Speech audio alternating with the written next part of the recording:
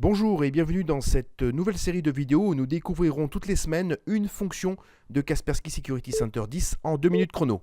Allez, c'est parti avec ce premier tuto dédié au contrôle du Wi-Fi. Direction un groupe de test où j'ai placé un PC équipé de Endpoint 10 SP2. Un double clic sur la stratégie pour l'éditer, puis section contrôle des périphériques. Vérifiez déjà que la fonction soit bien cochée et que le cadenas soit en place pour éviter que l'utilisateur ne change la configuration. Un avertissement annonce que le Wi-Fi sera interdit sauf pour les règles que nous allons définir, ce qui est tout à fait normal. Créons par exemple deux règles. La première va consister à autoriser l'accès à une borne Wi-Fi non sécurisée, mais uniquement si celle-ci s'appelle KLTest 1. Nous n'allons donc pas ici imposer un type d'authentification ou de chiffrement précis. Par contre, pour la seconde règle, nous allons autoriser uniquement les bornes sécurisées avec un type d'authentification WPA2 personnel. Par contre, nous n'imposerons pas de nom de SSID spécifique. Donc la règle s'appliquera à toutes les bornes.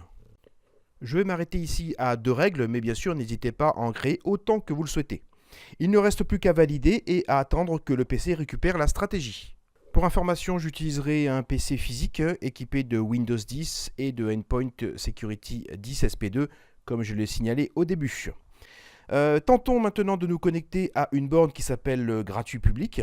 Rapidement, on s'aperçoit que notre client Endpoint indique que cela est impossible, conformément à la règle d'accès au périphérique dictée par l'administrateur de Security Center. Si nous tentons la même chose avec la borne ouverte appelée KLTest 1, cela ne posera pas de problème. Et enfin, si nous utilisons une borne sécurisée WPA2 et portant n'importe quel nom, cela sera également possible.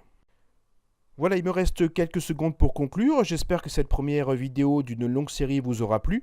N'hésitez pas à liker et à vous abonner à la chaîne pour ne pas louper les suivantes, ainsi qu'à nous laisser dans les commentaires des suggestions de fonctions que vous souhaiteriez découvrir. À bientôt!